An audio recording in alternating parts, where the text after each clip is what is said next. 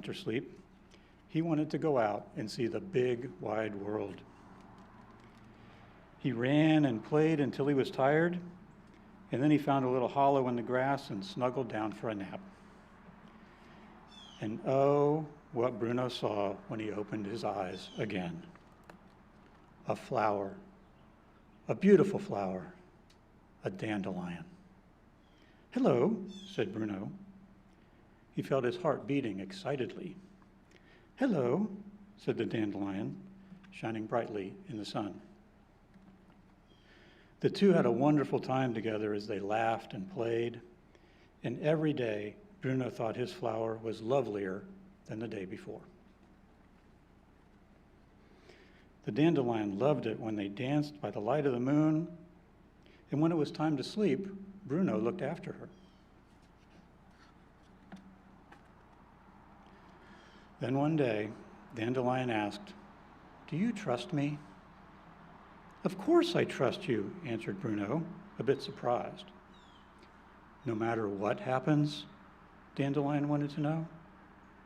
"No matter what happens," said Bruno. "Then I want you to take a deep breath and blow as hard as you can. Everything will be just fine, I promise," said Dandelion. So Bruno blew with all his might, and dandelion seeds went everywhere. But something awful happened. What had he done? He had ruined his flower. Bruno felt so sad. But she promised everything would be fine," said Bruno. "And I promised to trust her. A promise is a promise." But what did Dandelion mean when she said, "Everything will be just fine"? He sighed, and in a whisper he said, "She promised."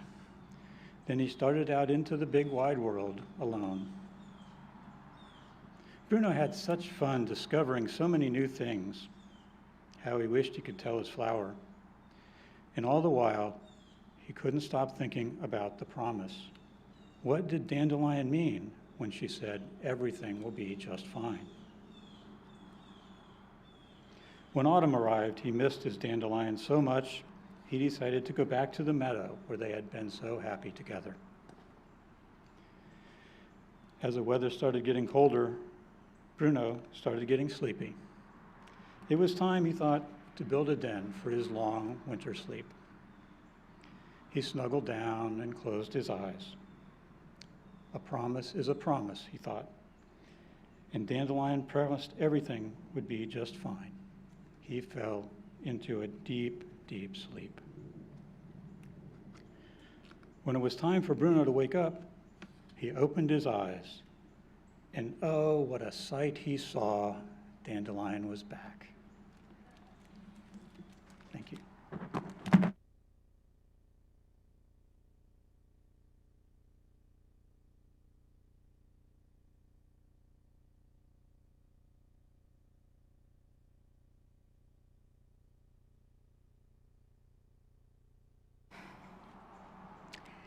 As we make space for the joys and concerns of this congregation, I invite those joining online to participate in our communion of names and add the name of those who are in your heart this morning, whether it's due to a joy or a concern.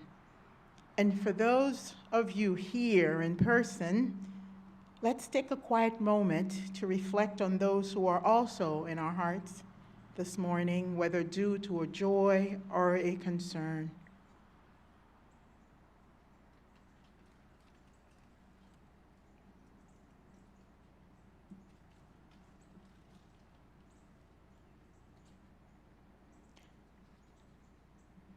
Member Lisa Marie Steinminer, I hope I'm pronouncing your name correctly, has the following joy to share.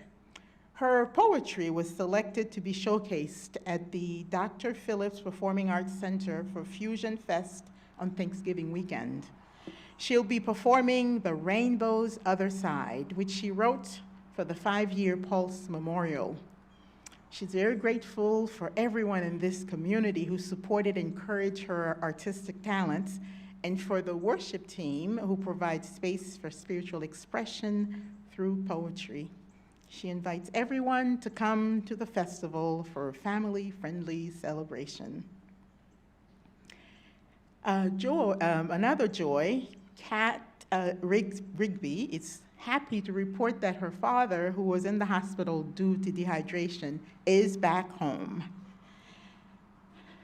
We also have a couple of sorrows or concerns to make you aware of.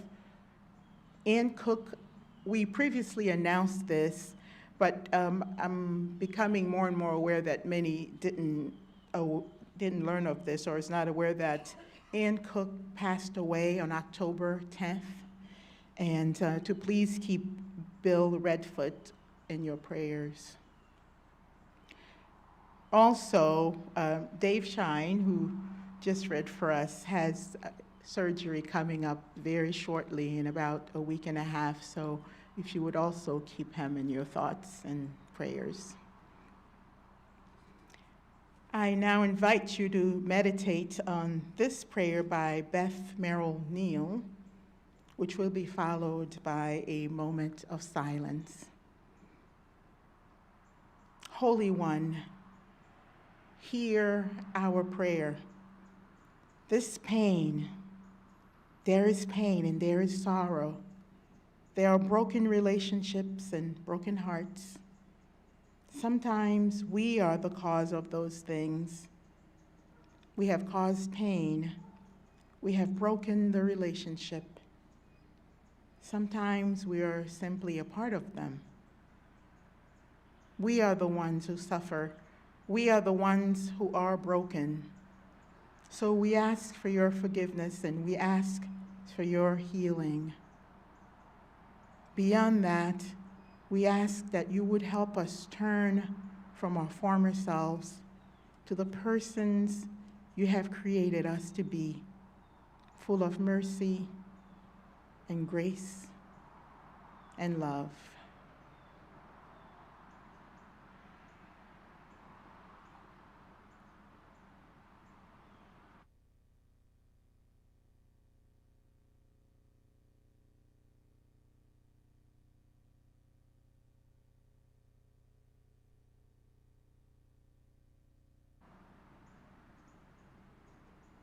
May it be so.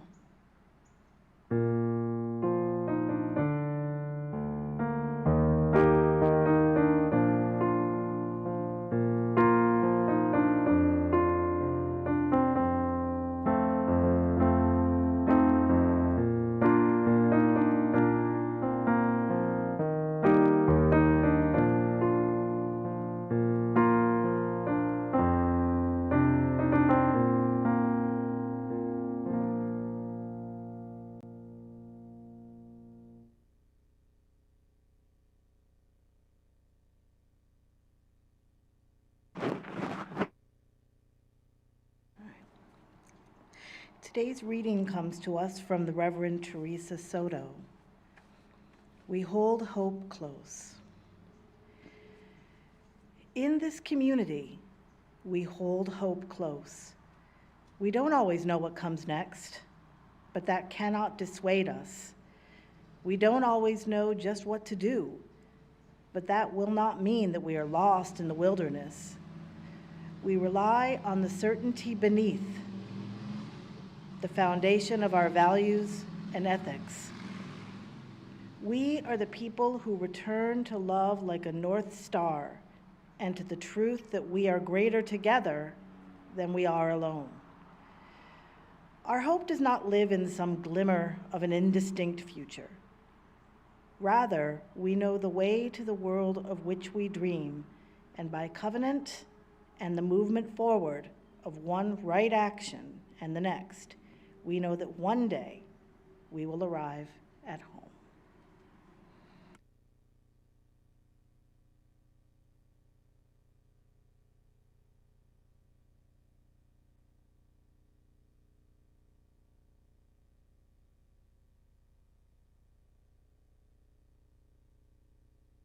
Things.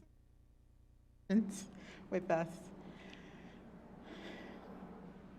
I'm sorry was all I wrote in the iMessage that I sent to my friend Sharon on Facebook, hoping she would see it there, though not expecting a response, for it had been too long and maybe too late. Unbeknownst to me, she sent me an iMessage at the same time, and because I am, hardly on Facebook, it took a while for me to see it. This, of course, led to further injury because she thought my message was in response to hers, and I was saying, sorry, I had moved on. See, sometime prior, Sharon and I stopped talking. Or maybe it was more me who stopped talking with Sharon. And thinking about it now, I can't even remember what led to the silence. But as time passed, it became more and more difficult for me to pick up the phone and reach out. This led to feelings of guilt, then to shame, which got me stuck. What unstuck me, though, was a voicemail that my beloved friend left me prior to my "I'm sorry" message. The words have remained with me today, and even the sternness in her tone, which probably was an attempt to conceal frustration. Margalie, you're making me miss out on wonderful friendship experiences with you. That's not fair. What a thing to say. But it got me thinking about unspoken promises we make within friendships, that we will be there for one another, we will forgive when we are wronged, and most importantly, we will allow ourselves to be forgiven when we have wronged. And in this situation, I'd broken all those promises. Religious philosopher Martin Buber notes that human beings are promise-making, promise-keeping, promise-breaking, promise-renewing people. That seems to be the primary ways that we humans connect with one another. We engage in this practice in just about all the relationships in our lives, with family, friends, lovers, co-workers, as citizens, as members of a religious community. It seems to be how we form bonds, how we develop trust in others, formally and informally, spoken and unspoken. We make, we keep, we break, and we renew promises, commitments, covenants over and over again. The part to me that seems most difficult for us is the renewing of promise that we fail to keep, promises that we break. Earlier this month, we explore our seven principles, that is, how they came to be and where they might be heading. And I mentioned then, and as you know as well, we are a non-credal faith. We insist we are instead congregations of people who come together and promise to adhere to certain beliefs and values. Or better put, we aspire to adhere to those seven principles. In addition to those larger, broader promises that encompasses the seven principles, you use covenant in smaller ways as well. Committees, other groups, ministers to ministers, congregational boards, in our programs and activities, in all sorts of offerings. It's part of our coming together. It is how we agree on how we are going to be together within our faith tradition.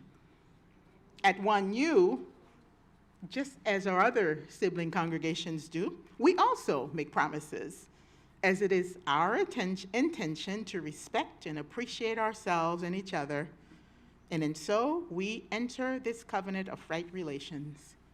That's the opening line of 1U's members' covenant.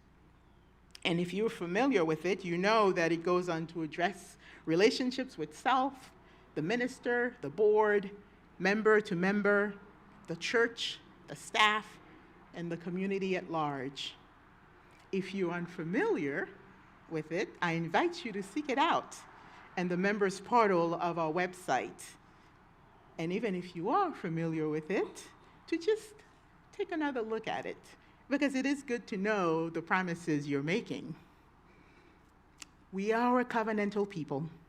We do not shy away from making commitments. Yet, because we are human beings, because we are promise-breaking beings, we don't always keep our promises. In spite of our best efforts, we hurt others by our words and our deeds. We don't listen to one another or provide support when it's needed. We make unrealistic demands of others. We don't speak up when we should. We don't show up or offer compassion. We are imperfect beings. So even when our intentions are pure, we are bound to break covenant. So how do we make amends and remain in relationship when this happens? When we break covenant? Well, certainly don't do what I did with my friend Sharon and let all this time go by. I'd like to think I've learned from that experience and am much quicker at making amends nowadays. But you might remember a couple of years ago, we had the UU article situation where the very first article relating to our trans siblings was written by a cisgender woman who also is one of our UU siblings. And in that article, she used language that was hurtful to some of our LGBTQ+ folks within our movement. Even worse, this article was published after the editor asked for and received advice from transgender UU religious professionals together, or TRUST. And this organization advised not to publish the article because it would be harmful.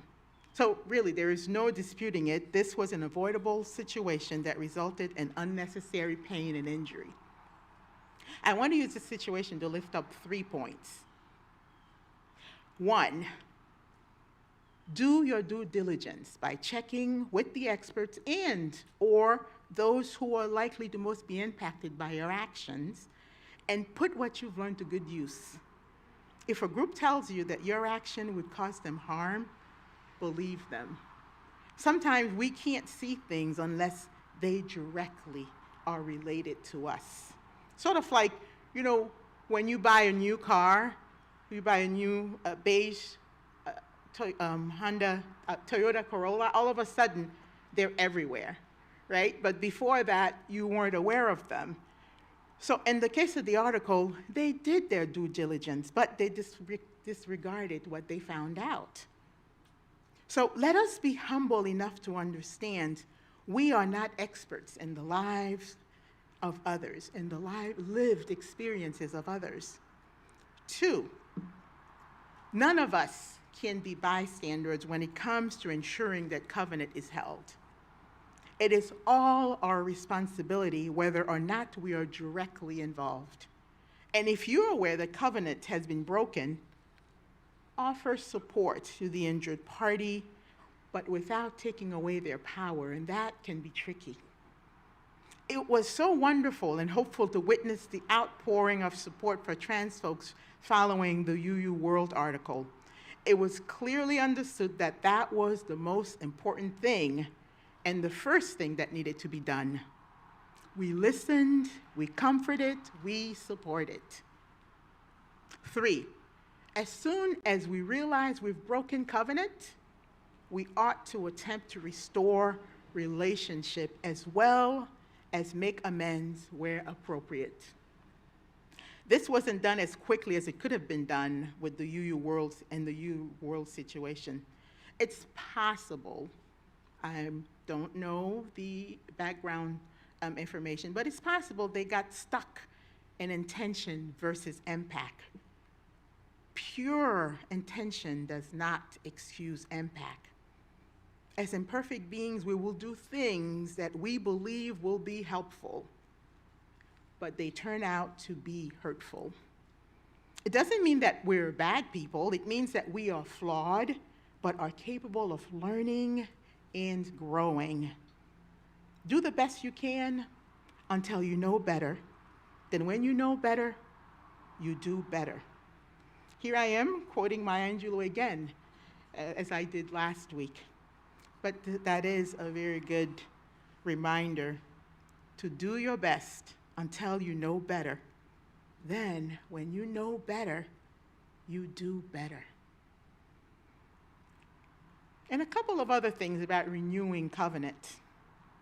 In the religious community, we are strangers, at least initially, that come together promising to engage one another in a particular way.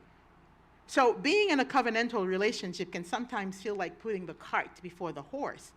We're making promises to people we don't know. I say this to make the point that in most, if not all of our covenants, the responsibility falls on the injured to initiate the process of renewing covenant. This is hard enough to do with people we have a history with, like me and my friend Sharon. So imagine how much more difficult it could be if you're hurting and you are expected to have the wherewithal to approach someone you don't know, and that someone has caused you pain, and you are supposed to reach out to them in loving and in a compassionate way because you are to assume good intention. I'm not saying that this can't be done. What I'm saying, though, is if we are all aware that maintaining covenant is all of our responsibility, then when we see it, we can keep in mind the injured and how we can be of support. So let us choose to act when we witness a break in covenant. Another point is when we are the transgressor, and we are attempting to make repairs, we must make space for the injured to process things on their own terms and on their own schedule, not ours. Simply because we apologize, it doesn't mean that the person is ready to accept it and or forgive us. Let us not try to control everything, and in doing so, do more injury to the person. Let us be able to relinquish control and let things happen at their own pace. And also, as a transgressor, after you have taken responsibility, you have made amends where it's appropriate, take the lesson and forgive yourself. Let us remember that we are worthy now. And as a church community, we ought to be about creating a space that helps everyone have deep knowing that they are not the worst thing they have ever done. A church community where people are held accountable and are held in love, where people aren't judged and discarded. Every time covenant is broken in a community, it is an opportunity for deep introspection, for doing self-analysis, which require us to remain open and curious about the incident without judging. The temptation to point finger can be a strong one, since of course, we have never put the proverbial foot in our mouth. What we forget sometimes is that we can be both compassionate and hold others accountable. So let us live the beloved community we are working to create. Sharon and I did the difficult work of repairing, rebuilding our friendship, and renewing our promises to one another. She remains one of my closest friends today. For that, I am grateful, and for not missing out on wonderful friendship experiences over the past decade. May we all be so blessed.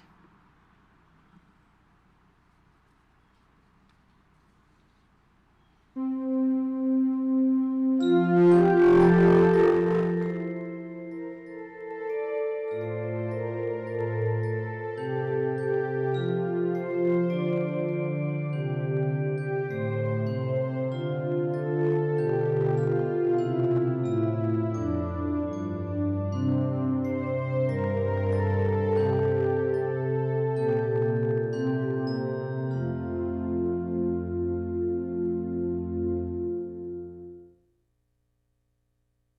join me in extinguishing our chalice.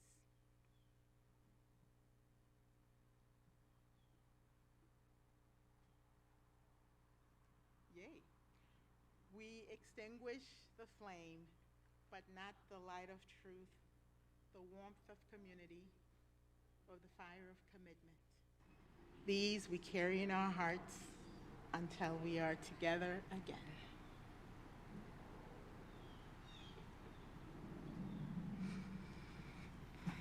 You are not alone.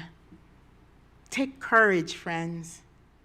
The way is often hard, the path is never clear, and the stakes are very high. Take courage, for deep down there is another truth. You are not alone.